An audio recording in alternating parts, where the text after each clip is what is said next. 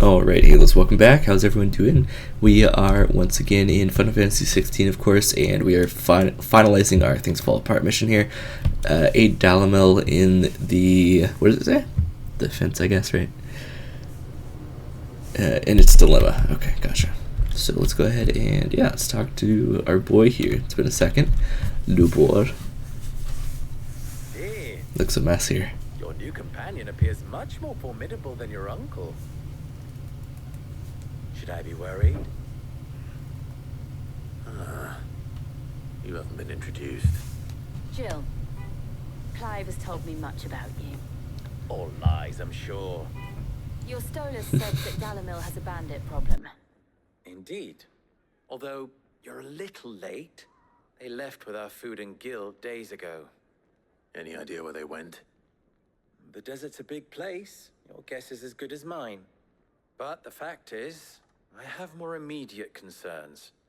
What did you say to me? What did you say? Ah, as if by magic. Let's just say we've yet to reach a consensus about how to solve Dalimil's little problem. And at this rate, it won't be the actions of the bandits which prove to be our undoing. It will be our own. I've tried reasoning with the dissenting parties, but even the Desert Hare has limits. Perhaps we could talk to them. What makes you think they'll listen to us? What makes you think they won't? She makes a fair point, Sid. And you won't have wasted much of your precious time if you fail. They're just across the courtyard.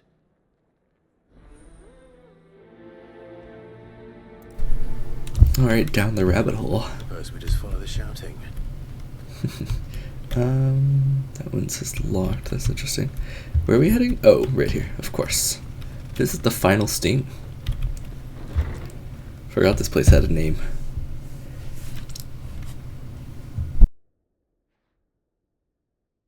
You wouldn't talk like that if it had been your men whose throats were slit. Blood for blood, it's the only way.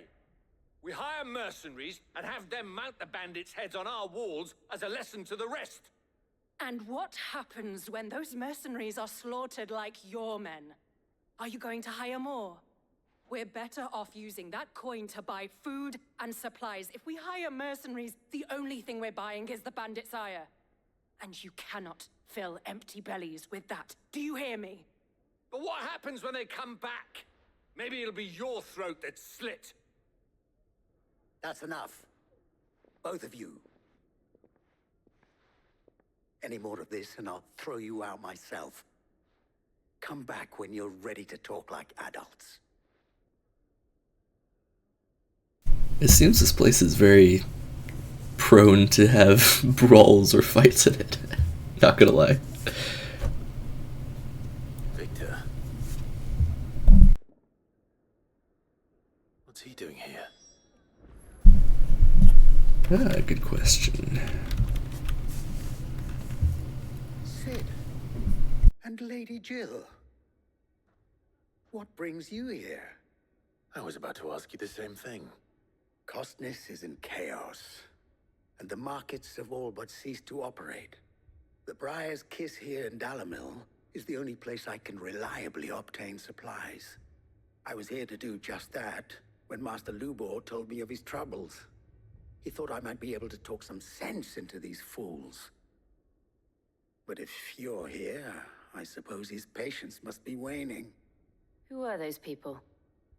Those were the thorns in Lubor's side.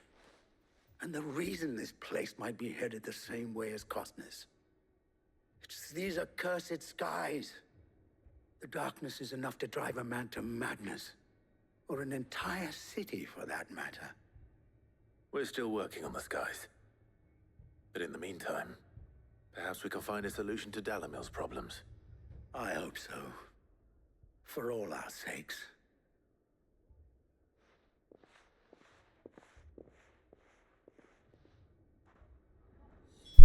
Alrighty then. Speak with Lubor again then. Alright.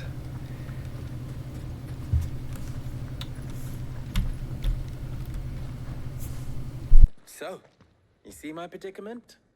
What I saw was a room full of people who were angry and afraid. And with good reason by the sound of it. But if left to smolder, That anger and fear could set the entire town alight. My thoughts exactly. What to do? Both sides wish to protect their homes and livelihoods, if only they could agree on how. But as long as they are divided, we are vulnerable. And if there's one thing bandits like, it's an easy target. What would Sid the Outlaw suggest?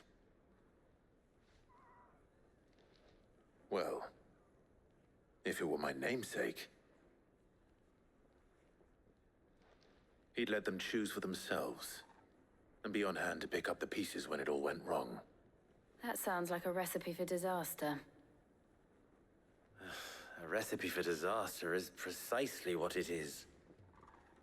But perhaps that realization would be enough to make them question the ingredients.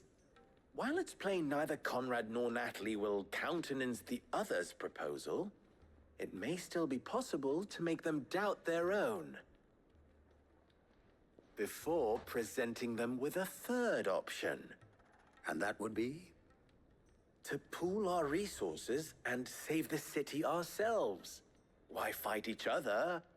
When all that fear and anger can be directed at the bandits. It appears we have a plan of action. Victor, pay Konrad a visit. See if you can't convince him of his folly. I'll speak with Natalie. As you wish. Your faces are not well known in this town. That may prove useful. Don't worry, Victor and I will do most of the talking. You need only play along. Play along. What he means to say is yes.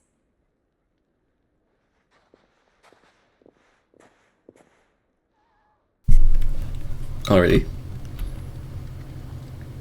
I guess we'll head to the closer one first.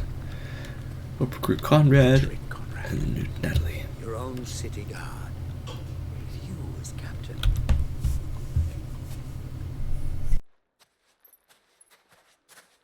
Ah, here she is.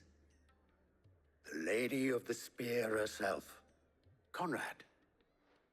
May I introduce you to Jane, commander of the Red Wings, the oldest mercenary guild in the Free Cities. A pleasure, my lady. The pleasure is all mine. As I told you, I summoned the commander here from Canberra to inquire about a contract. Victor says you told him no. That there aren't any men left to hire. Is that true? True as the crystals cracked. Nobles came and claimed every last one worth his salt. And not just from us Red Wings. You know of the 7 high houses. There must be 2 swords assigned each one. Granted, we have a few boys left. If it's boys you're looking for. Well, Konrad, are you saying that Dalamel's finest cannot defend this town better than a gaggle of unblooded striplings? That a band of beardless youths could better avenge the deaths of your brave men than you yourselves? Absolutely not. We'll show those bastards who they're dealing with.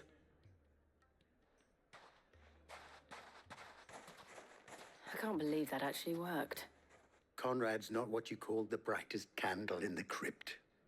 And there's a reason why I had you do the talking and not Sid. Is that the Well played, my lady. is that the saying? Not the brightest candle in the crypt. Alright. Alright, so let's head to Natalie then and see if we can recruit her. Shop. If I had my pickaxe, I would... Alright. It may still be possible to buy something, and we may yet be allowed to keep it. Yes, but Here he is now. Natalie, allow me to introduce Lord Underhill of Randalar's prestigious League of Merchants. Lord Underhill. At your service. Underhill. I was just telling the good lady of our conversation, my lord, and how you were lamenting the state of the capital stores. Lubor says that not only are the granaries almost empty, but that war and the Blight mean this season's harvest won't be enough to fill them for winter. Indeed, certainly that is the case. The nobles in the capital are buying up the city's stocks of barley and wine, driving the prices higher than most commoners can afford. It is only a matter of time before the peasants revolt. It is worse than I thought.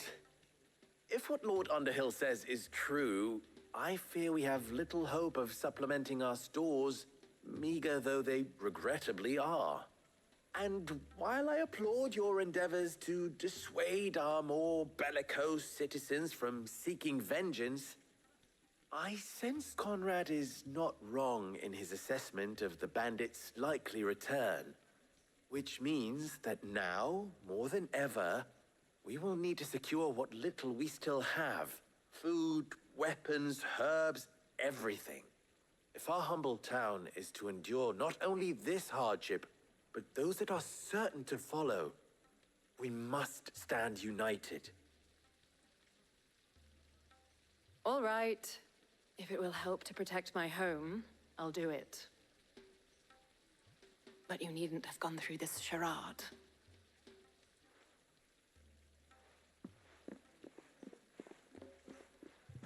Thank you, Clive.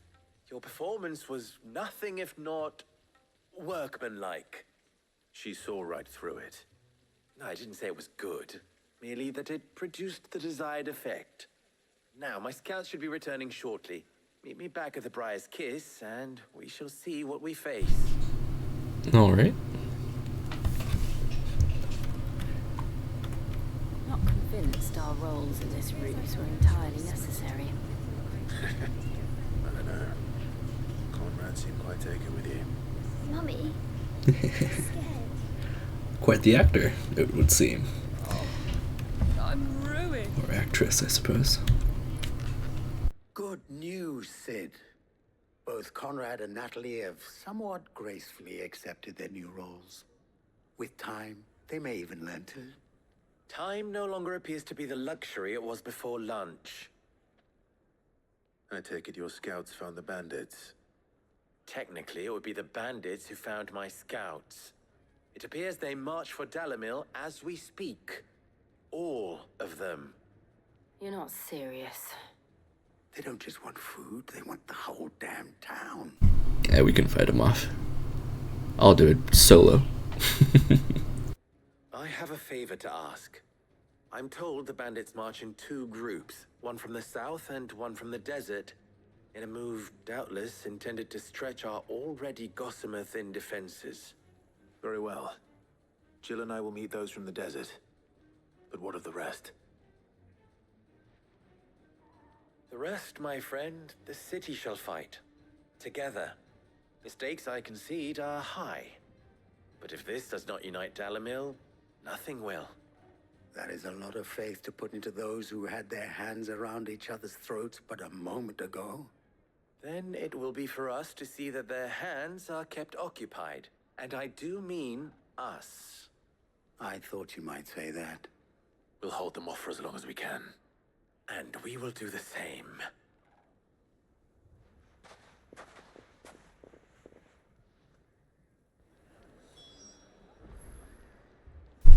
Alright then. Protect the north gate from bandits. Looks like it's this one. Sweet. Hello, where you guys at? Aha. No women folk have come to I'll take that one.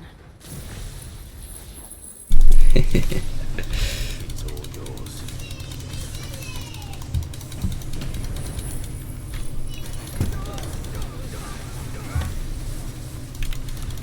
They mean to overwhelm us.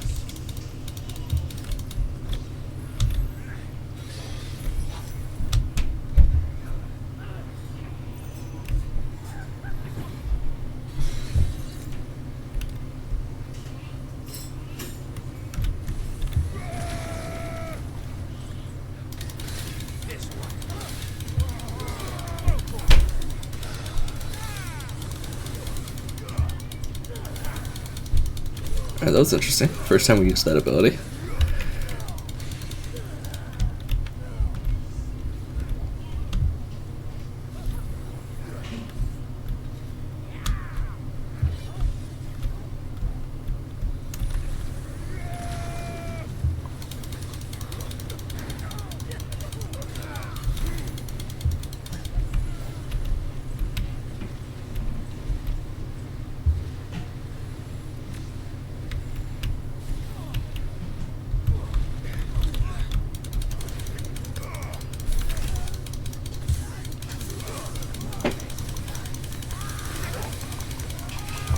The Sultan. Oh, dang. Freaking leader already. Or at least one of them.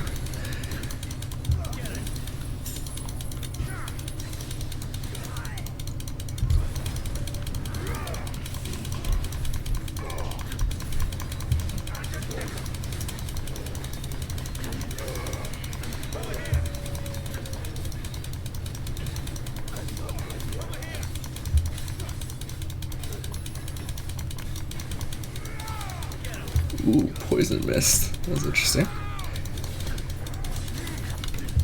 Like a Mortal Kombat move. Alright, cool. Ooh, nice. We might be able to unlock. I don't remember exactly how much the small amount was. But his ultimate ability. I don't hear any fighting. What do you think? We should hurry. Fair enough. I don't know how I feel about Mega Flare, honestly. Seems decent, but it takes a while to cast. Time that could be used hitting the enemy.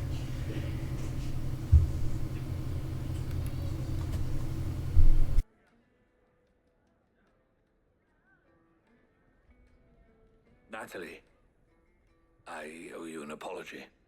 You did well out there. The inn would have been lost had you not held the line. Without you, there would have been no line to hold. You saved us, Konrad. You saved Dalimil.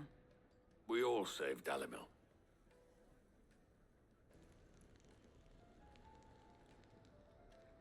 Konrad seems to have had a change of heart. I'd say they both have. I take it from your presence that our visitors from the desert won't be joining us either. Pity. The plan worked, Sid. Granted, it only took an army of bloodthirsty bandits at our gate. Calm now, Victor. Why quibble over the details? We are united, and that is all that matters. As for you, Sid, you fight considerably better than you act. I'll take that as a compliment.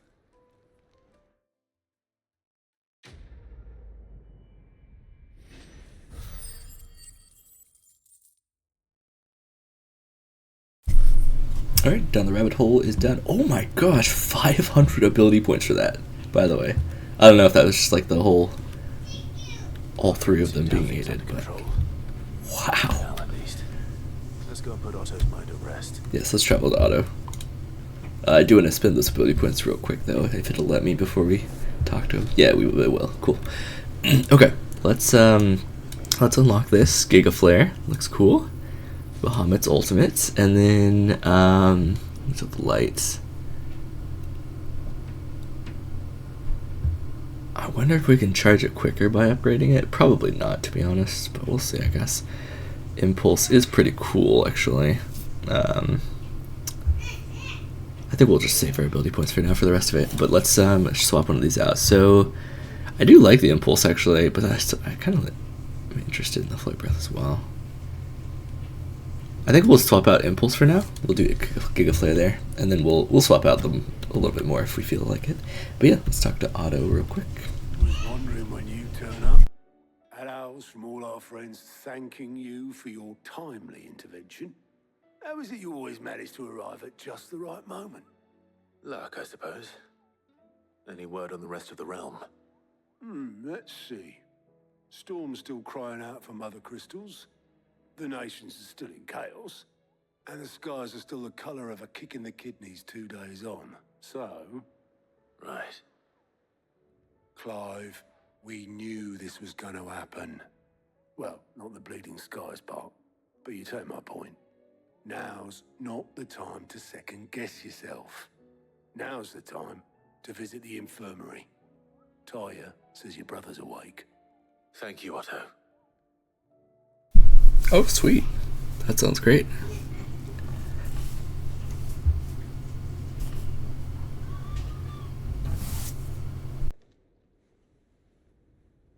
So it was not Sylvester, but Olivier who served as Ultima's puppet. And when Dion learned of this, he sought to slay the fiend.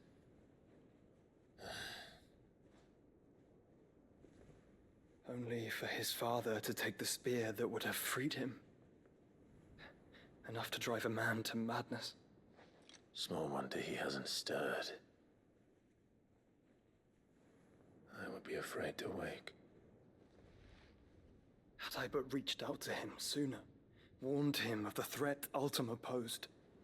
But now, both an empire and her prince lie broken. Joshua, what do you know of Ultima?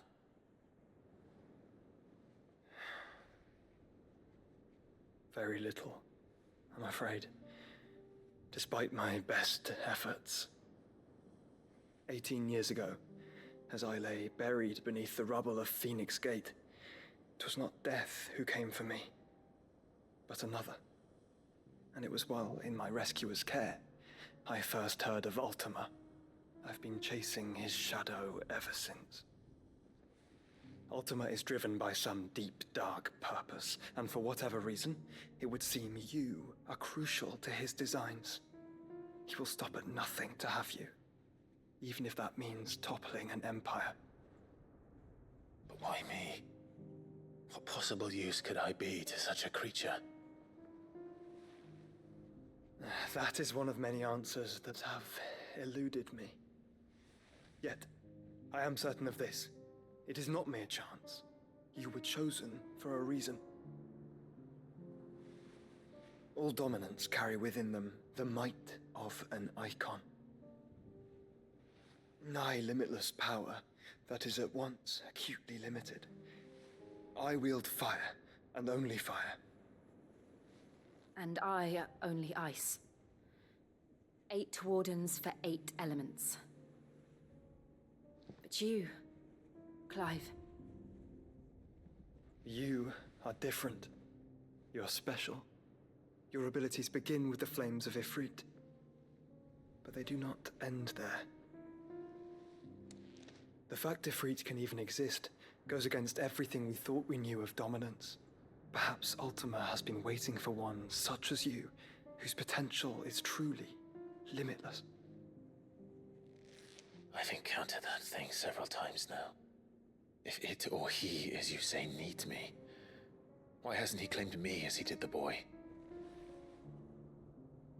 Were I to hazard a guess, I'd say the two of you are somehow incompatible. His mind not properly attuned to your body. His mind. Mind, awareness, spirit, call it what you wish. But I believe Ultima to be an embodiment of the concept. This is why I struggle and fail to contain him here inside me. I'm sorry. Inside you? With every setting sun, I feel my strength wane. And though the Phoenix's flames mend the prison I have made for Ultima, they do so at a cost. We must find a means to bring an end to him before I meet my own. What were you thinking? It was that or let him take Clive. And I've always had a soft spot for my brother. But that doesn't mean you should sacrifice yourself to save me.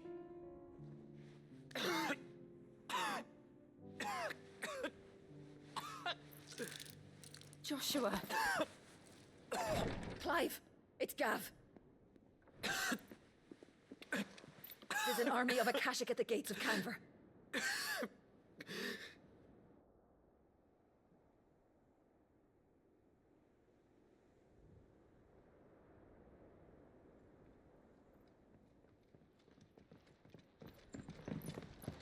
Well, what's the short of it?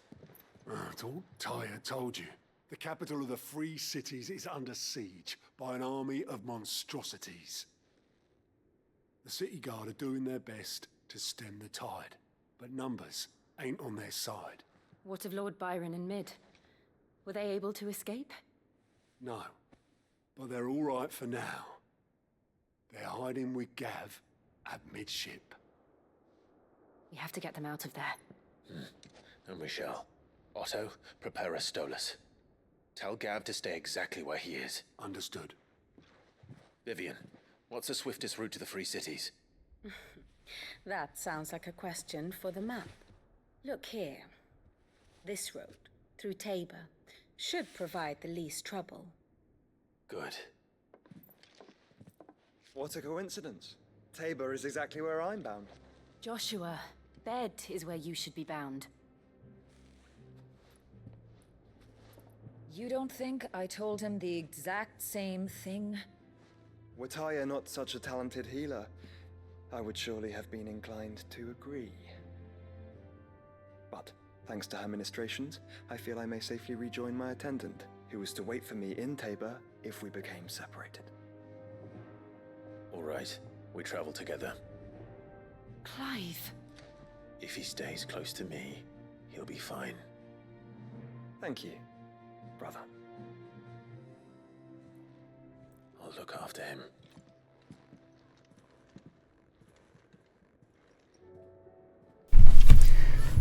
Hold on though a second. Where's Oscar? Where's that dude? He's just hanging around here. I thought he might be with us, but anyways, a new missive has been delivered to Clive's chambers. Priority big has changed. All right, cool. Let's go ahead and end it here. Thank you guys for watching. I do appreciate it, of course, and I will catch you guys in the next part. See you there. Peace.